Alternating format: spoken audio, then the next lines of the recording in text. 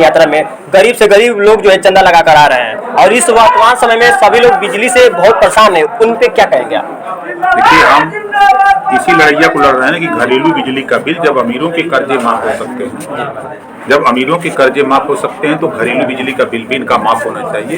उसको माफ कराने के लिए ये सब बेचारे चंदा लगा के बिजली जुटा के आंदोलन किया जा रहा है। देश में लड़ने वाले लोग जो अंग्रेजों ने जिनको बंद कर दिया था जेल में, उनको बचाने के लिए पत्नी का सूद भूल करके बाबा साहब डॉक्टर अम्बेडकर ने बहस किया। अगर हम आप हों और घरे कोई बीमार हो जाए ना तो छोड़ के माइक साइक भाग जाएंगे। सर, आपने सावधान यात्रा आपके करने के बाद मनोज राजभर सुधी के लिए जो है हवन पूजा करवाए हैं, और इन विपक्षी नेताओं पर आपका क्या विचार है? ये सब बकचोद है। अगर प्रदेश में अगर अब यूपी की बात करें तो 3 दलों की सरकार है, बिहार में आप देखिए 2 दलों की सरकार है जी। पूरा देश गठबंधन से गुजर रहा है जी। और तो हम लोग भी गठबंधन को कैसे इनकार कर सकते हैं? चुनाव आता है तो सभी पार्टियां, चाहे बसपा को देखिए, चाहे सपा को देखिए, चाहे किसी को देखिए, कांग्रेस को, बीजेपी को, तो कांग्रेस से, बसपा से, सपा से गठबंधन होते रहे, चुनावी गठबंधन होते रहे, तो सब लोग अपने अपने वोटरों को अपनी अपनी भावना से समझाते बताते। अब बात अंसारी को सुप्रीम कोर्ट ने बड़ी राहत दी है, इस पर आपको क्या कहना है? हम तो बार बार यही कहते थे, वो न्यायालय में है, न्यायालय अपनी गुहार लगा रहा है, न्यायालय उसको फैसला देगा या उसको सजा देगा। अभी वो आपकी पार्टी में ही और हमारी पार्टी से विधायक है महाराज, 5 साल तक परमानेंट रहेंगे विधायक, अब उनको कौन हटाएगा? अब बताइए कि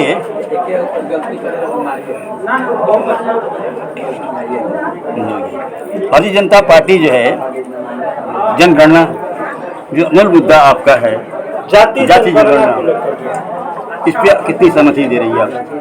देखिए, कभी कोई उम्मीद नहीं किया था कि भगवान राम का मंदिर अयोध्या में हाई कोर्ट सुप्रीम कोर्ट आदेश देगा जी, लेकिन आस लगाए लोग बैठे रहे, लड़ते रहे। वो दिन आया कि मंदिर चाहने वाले लोगों के लिए मंदिर बना। उसी तरह 1931 में बाबा साहब डॉक्टर अम्बेडकर के चाहने से जातिवार जनगणना हुई थी 31 में। फिर बाबा साहब डॉक्टर अम्बेडकर ने संविधान में व्यवस्था दिया कि हर 10 साल पे जातिवार जनगणना हो, लेकिन सरकार में बैठे हुए लोग वो इस बात का एहसास जनता को नहीं करा पाए कि जातिवार जनगणना बहुत जरूरी है। जब ओम प्रकाश राजभर आज 20 साल से हम धीरे धीरे गरमाते इस चुनाव ये मुद्दा गर्म हुआ 22 के चुनाव, हम बराबर कहते हैं और मैं आपसे भी कह रहा हूं, होगा, यही भारतीय जनता पार्टी करेगी। अब देखिएगा ना, जब कश्मीर में सरकार बनाना हुआ तब पीडीपी महबूबा मुफ्ती जिस जहां एकदम 36 का आंकड़ा था, भाजपा और पीडीपी मिलकर सरकार बनाए ना, संभव था? नहीं संभव था। उत्तर प्रदेश में बसपा और सपा में 36 का आंकड़ा था, दोनों मिलकर सरकार बनाई। बिहार में आप देखिए, नीतीश जी ने कहा कि हम भाजपा समझौता कर नहीं सकते, राजनीति से संन्यास ले लेंगे, मिलकर सरकार बने। उन्होंने कहा कि हम घर बैठ जाएंगे लेकिन लालू की पार्टी समझौता नहीं करेंगे, सरकार चल रही है। तो हमको भरोसा है, हमारे लोगों पर भरोसा है, जातिवार जनगणना मजबूर कर दूंगा लोगों को। जा रहा हूं 27 को बिहार, शुरुआत वहीं से चापूंगा कि आपने प्रेस वार्ता करके कहा है तो क्यों नहीं करते हो, करो, नहीं तो फिर धज्जी उड़ा देंगे यूपी में तुम्हारी। चापी चापा हो तो कैसे ना हो। शुरुआत था। अध्यक्ष जी, आप ब्रजेश पाठक जी के साथ मंच साझा के, क्या मान लिया जाए कि आप भाजपा के साथ हो गए? भैया, जब मैं बसपा में था तो वो बसपा में थे, जब मैं भाजपा में समझौता किया तो वो मंत्री बने, हम भी मंत्री बने। हमारी पार्टी के एक नेता हैं, उनके विद्यालय चलता है, तो उनके पिताजी की ख्वाहिश थी कि हॉस्पिटल खोला जाए, बिना पैसे में इलाज किया जाए। सब लोग पैसा से करते हैं, बिना पैसा से करेंगे। तो उसके उद्घाटन के लिए हमसे उन्होंने निवेदन किया, तो मैंने उनसे कहा, तो उन्होंने कहा कि बिल्कुल चलेंगे। कोई पार्टी का मंच नहीं था, वो अस्पताल के उद्घाटन का वो मंच था। अब उसका बाल का खाल आप लोग निकालिए, जनता निकाले, तो हम क्या कर सकते हैं? नहीं, जो लोग देखते हैं वही ना बात करते हैं। हाँ भाई, ठीक बात है, नहीं आपकी बात सही है, लेकिन जो सच्चाई है उसको मैं बता रहा हूँ।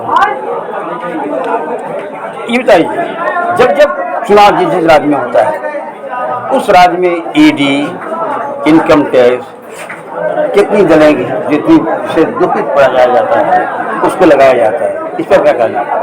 हम वो कहना ईडी लगा दिए। यूपी में भी चुनाव हो रहा था, हमसे ज्यादा बीजेपी के खिलाफ बड़े नेता छोटे नेता के बोलने वाला कोई था? क्यों नहीं ईडी सीबीआई लगा दिया? डरता वो है जो कहीं न कहीं से उसका हाथ दबा है। और ये कांग्रेस ने सिखाया है कि देखो ईडी और सीबीआई से डरवाओ और नेता को दबाओ और सरकार बनाओ। तो कांग्रेस ने रास्ता दिखाया, उसी रास्ते पर बीजेपी चल करके ईडी सीबीआई भेज रही है चुनाव में। नया काम थोड़ा है। सत्ता से पहले भारतीय जनता पार्टी की हर स्टेट में मुख्यालय बहुत कम थे। सत्ता के बाद इस धड़ल्ले से उनकी मुख्यालय खुले हैं, तो क्या कहना है? सैया भय कोतवाल तो अब डर काहे का? आप बताइए, जब प्रदेश और देश का सत्ता हाथ में बा, पूरा खजाना हाथ में बा, तो एक ना 1000 कार्यालय बनाए तो क्यों रोकी? वो अपना बना रहे हैं, अपना डेवलप कर रहे हैं अपनी पार्टी का। अभी उत्तर प्रदेश में 37 लाख बच्चों ने पेट का एग्जामिनेशन दिया है, और एग्जामिनेशन को आप क्या समझ रहे हैं आप? क्या हाई स्कूल और इंटर की परीक्षाओं खत्म कर दिया जाए, सिर्फ यही परीक्षा रखा जाए जिससे बच्चों को नौकरी मिलेगी? हाई स्कूल इंटर की परीक्षा, देखिए अब एक समय था कोरोना में हम और नेता और जनता भीतर थी, कमरे में अपने कैद थी, और पत्रकार और पुलिस दो ही लोग सड़क पे दिखते थे, तीसरा कोई नहीं दिखता। तो उस दौर से गुजरने के बाद इधर 2 साल से परीक्षाओं का जो दौर हुआ हाई स्कूल इंटर बीए की, उसको थोड़ा तब्दील लोग किए। पेट के एग्जामिनेशन करा करके आप क्या देना चाहते हैं? इसका वैल्यू 1 साल सिर्फ मात्र है। 1 साल के बाद बच्चा फिर बेकार हो जाएगा, इसके इम्तहान देना पड़ेगा, नौकरी की वैकेंसी है ये नहीं है, पेट के एग्जामिनेशन करा रहे हो आप, इस पर क्या करना आपको? ये सरकार जो अपना कानून, सब सरकार बनती है तो अपना अपना अलग अलग कानून करते हैं। हमारी सरकार बनेगी तो हम तो बहुत साफ फ्री शिक्षा, अनिवार्य शिक्षा और एक समान शिक्षा इसको लागू करेंगे। रोजगार परक शिक्षा, कक्षा 4 से मोबाइल बनाना, मोटरसाइकिल बनाना, पंखा बनाना, फ्रिज बनाना, लाउडर बनाना, कैमरा बनाना, 100 विषय होगा।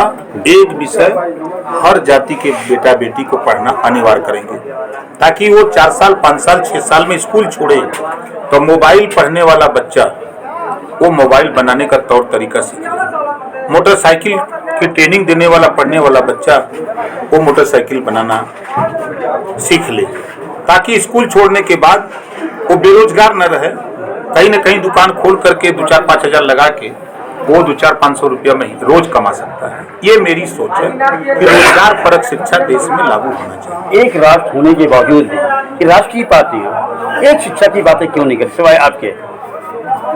जाके पैर फटे बेवाई सोही जाने पीर पर आई। अब कोई स्काई लैब से कोई ऑस्ट्रेलिया पढ़ के आई, कोई अमेरिका पढ़ के आई, कोई रूस पढ़ के आई, ओके का पता हो कि धरातल पे का हाल है? धरती पर तो हम न घूमत भाई। आज जरूरत है पत्रकार आयोग की। कौन नेता नहीं बोलते पत्रकार आयोग गठन पर? एक भी नेता नहीं बोलता है कि फोटोग्राफर दुर्घटना बीमा हो जाना चाहिए, कोई नहीं बोलता है। बोलता है तो ओम प्रकाश राजभर, चूंकि हम आपके बीच में रहते हैं, हम दर्द को जानते हैं, इस नाते बोलते हैं ना। ये बताइए हमको आप कि नौकरी जो है नहीं, तमाम सरकार की तमाम योजनाएं जो ठेका पे चल रही है, ठेका समाप्ति का क्या कहना आपका? नहीं देखिए, जो ये प्राइवेट सेक्टर को दिया जा रहा है, हमारी सरकार बनी ना तब प्राइवेट सेक्टर में भी आरक्षण लागू कर देंगे, पहला काम। और प्राइवेट सेक्टर में देने की जरूरत नहीं है, जो सरकारी संस्थाएं हैं उसको सारी सुविधा व्यवस्था करके उसको चलाने की जरूरत है। जैसे उदाहरण हमने देखा कि गोरखपुर में यूरिया का कारखाना बनता है, लेकिन पैसा देकर के मोदी जी ने उसको उद्घाटन किया, पता नहीं चल रहा कि नहीं चला, नहीं देखिए, लेकिन रिन्यूअल करने का काम हुआ कि जो बंद प्लांट है उसको संसाधन देकर चलाया जाए। तो हमारी सरकार बनेगी तो हम लोग वही काम करेंगे। यानी आप ठेका प्रथा समाप्त करें। बिल्कुल, ये कौन डरा मान? निजी क्षेत्र में भी आरक्षण बिल्कुल होना चाहिए आरक्षण, क्यों नहीं होना चाहिए? कहाँ जाएगा ये गरीब कमजोर जो जब आरक्षण खत्म कर रहे हैं तो हम लोग आरक्षण कैसे मानेंगे खत्म करें? हेलो हाउस चालू करो। नहीं देखा आपने। सर ऐसा है कि इस समय जो सावधान यात्रा में गरीब से गरीब लोग जो है चंदा लगा कर आ रहे हैं, और इस वर्तमान समय में सभी लोग बिजली से बहुत परेशान है, उन पे क्या कहेंगे आप?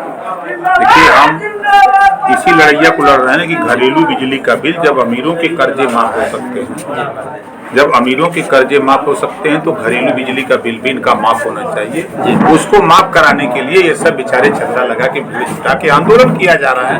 आंदोलन से ही देश आजाद हुआ। आंदोलन करने के बाद ही बाबा साहब डॉक्टर अम्बेडकर जी ने आपको संविधान दिया, जो आज आप माइक लेकर के सवाल कर रहे हैं। ये बाबा साहब डॉक्टर अम्बेडकर अगर आंदोलन करके संघर्ष करके आपको पावर नहीं दिए होते, उस समय का जरा गौर देखिए कि बेटा मरा हो और बाबा साहब विदेश में जानबूझ करके विदेश जा रहे हैं हमारे आपके लिए, पत्नी मरी हो और कोर्ट में बहस कर रहे हैं, व्यक्ति फांसी पे नहीं हो, हमारे जो देश में लड़ने वाले लोग जो अंग्रेजों ने जिनको बंद कर दिया था जेल में, उनको बचाने के लिए पत्नी का सुध भूल करके बाबा साहब डॉक्टर अम्बेडकर ने बहस किया। अगर हम आप हों और घरे कोई बीमार हो जाए ना तो छोड़ के माइक साइक भाग जाएंगे। सर लखीमपुर में आपने सावधान यात्रा आपके करने के बाद मनोज राजभर शुद्धि के लिए जो है हवन पूजा करवाए हैं, और इन विपक्षी नेताओं पर आपका क्या विचार है?